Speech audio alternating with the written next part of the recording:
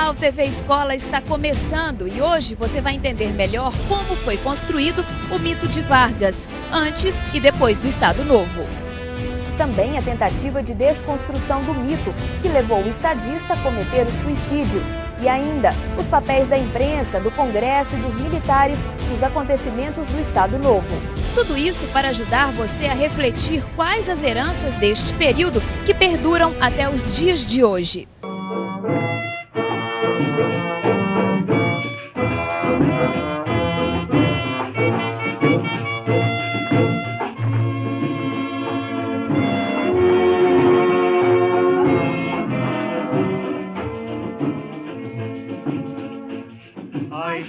Da manhã, quando brilha na amplidão, vai lembrar uma saudade que guardei no coração. Oh, a estrela da manhã, quando brilha na amplidão, vai lembrar uma saudade que guardei no coração. E aí, já assistiu a teleaula de hoje? Não? Ah, tá fora de Minas? Ah, mas não tem problema não, eu também estou no hotel. E basta você acessar o site da Assembleia que dá para ver a teleaula de hoje, que vai falar sobre Getúlio Vargas e o golpe de 37. Ah, então tá. Tá, eu vou desligar que já está começando aqui, tá ok? Então tá, tchau. Afinal, vamos ver o que fez realmente Getúlio Vargas naquela época? Getúlio Vargas soube perceber a força da presença do trabalhador urbano e estabelecer uma política trabalhista que tivesse como objetivos principais reprimir os esforços de organização da classe trabalhadora urbana fora do controle do Estado, comunistas e anarquistas, e atraí-la para o apoio difuso ao seu governo. Na Constituição de 34 já transpareciam dispositivos que tratavam da legislação trabalhista. Proibição de diferença de salários para um mesmo trabalho, por motivo de idade, sexo, nacionalidade ou estado civil. Salário mínimo. Regulamentação do trabalho das mulheres e dos menores. Descanso semanal. Férias remuneradas e indenização na demissão sem justa causa. A Constituição Brasileira de 34 ainda incorporou princípios do federalismo e deixou aos estados competências específicas e princípios obrigatórios. As discussões durante a Constituinte Estadual não foram uma simples cópia dos debates e conclusões do texto federal. Os constituintes estaduais discutiram e optaram por vários assuntos que a Constituição da República nem tocava ou apenas delineava alguns princípios gerais. Isso explica a intensidade e o empenho com que foram tratados alguns temas, como a volta do unicameralismo, o fim do Senado estadual, a representação classista e as condições de elegibilidade. Também foram incluídas nas discussões as imunidades parlamentares, a concessão de licença aos deputados para assumirem outros cargos, as delegações legislativas e a elaboração dos orçamentos.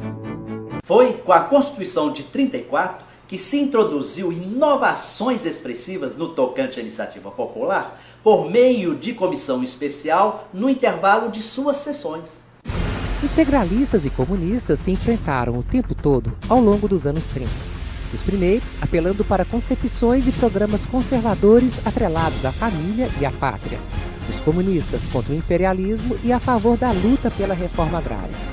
Ambos contra o Estado liberal, considerado limitado, oligárquico e fraco diante das várias facções em disputa. A dificuldade de organização das classes, da formação de associações representativas de partidos políticos, fez das soluções autoritárias uma atração constante, não só para os conservadores, como para os liberais e a esquerda.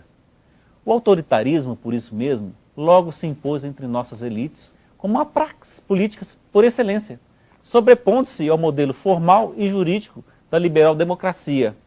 Mais forte que a letra e a forma de nossas instituições liberais, o autoritarismo concebia-se como um meio, um expediente, um instrumento capaz de nos dar, no futuro, a democracia. A Lei de Segurança Nacional, conhecida como Lei Monstro, foi aprovada após tramitar por longo período no Congresso e ser objeto de acirrados debates. Era um contexto de crescente radicalização política, pouco depois de os setores de esquerda terem fundado a Aliança Nacional Libertadora. Nos anos seguintes à promulgação, a lei foi aperfeiçoada pelo governo Vargas, tornando-se cada vez mais rigorosa e detalhada. Em setembro de 1936, sua aplicação foi reforçada com a criação do Tribunal de Segurança Nacional. Não havia como prever um golpe de Estado, mas a ditadura estado-novista apenas explicitou formalmente uma realidade cultural e política pré-existente, instituindo o autoritarismo como regime de Estado. O pretexto para o golpe que instituiu o Estado Novo em 1937 foi um mal explicado plano Cohen que previa uma insurreição comunista no país. O Estado Novo é consequência da Revolução de 30, no sentido de afastar de vez as forças oligárquicas que ainda persistiam no período de 30 a 37 e instituir um modelo de gestão administrativa baseado em órgãos técnicos no interior do aparelho de Estado. Fechados o Congresso Nacional, as Assembleias e as câmaras municipais, seriam indicados interventores em cada estado dispostos a obedecer a uma centralização total no Rio de Janeiro. A partir de 1937, a supressão dos órgãos legislativos e a submissão dos interventores ao Executivo Federal, se não foram bastantes para liquidar localmente a dominação oligárquica, tornaram-se inviável sua função de promover a articulação política dos subsistemas regionais em plano nacional. O federalismo desaparece na cerimônia simbólica da queima das bandeiras dos estados. Na praia do Russell, realizou-se a festa da bandeira com grande imponência. Comparecendo a esta solenidade cívica, os senhores Presidente da República, Ministros de Estado, Corpo Diplomático e altas autoridades civis e militares. Abolimos as bandeiras e escudos estaduais e municipais, os hinos regionais e os partidos políticos. Tudo isso se fez visando consolidar a unidade política e social do Brasil. Mas, afinal, todos concordavam com o novo regime? Nem todos.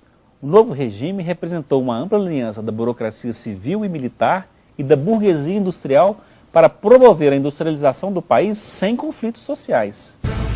O novo regime autoritário contava com apoio formal e informal das forças armadas e da classe trabalhadora. O Estado exercia tutela sobre a organização sindical para impedir a livre expressão de interesses, para restringir ou suprimir a utilização de certos recursos políticos, sobretudo a greve, e para cercear alianças intersindicais que propiciassem a criação de centrais operárias autônomas. Assim, o governo equilibrou-se entre diferentes interesses, inclusive agrários, e ainda atento e sensível ao que se passava no mundo. E no mundo, em 1939, explodiu uma guerra que era impossível prever o fim. No início da Segunda Guerra, o Brasil precisou decidir se apoiava os alemães ou os aliados. Mas o ataque a 5 navios mercantes brasileiros forçou o Brasil a declarar guerra. No momento de perigo, todos os brasileiros acorrerão à defesa da bandeira. E eu estarei convosco, pronto para lutar, para vencer, para morrer. Que curioso! Em 1930, Minas conspirou e foi o único estado a não sofrer intervenção pelo governo federal. Em 1937, Minas conspirou e foi um dos poucos estados a não sofrer intervenção pelo Estado Novo. Afinal, Minas é uma palavra maleável da teoria conspiratória da história, que dissolve os interesses de conflito entre facções rivais? É isso que reforça o mito da nossa mineiridade como fiel da balança política?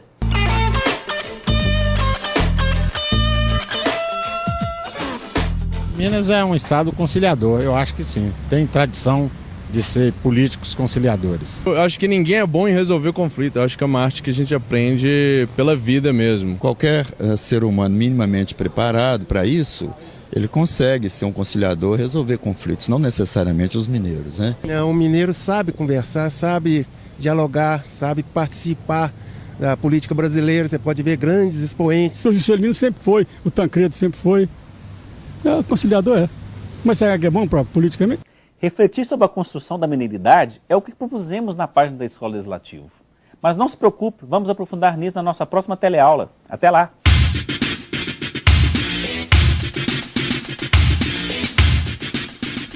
Na teleaula de hoje, você relembrou fatos históricos que levaram ao Estado Novo, como a inclusão da classe trabalhadora no cenário político, a Lei de Segurança Nacional e o papel de Getúlio Vargas no golpe de 37. A conciliação de interesses da burocracia, dos militares e da classe trabalhadora em torno de um governo autoritário busca o desenvolvimento industrial e marca todo o período do Estado Novo. Nos encontramos na próxima teleaula. Até lá!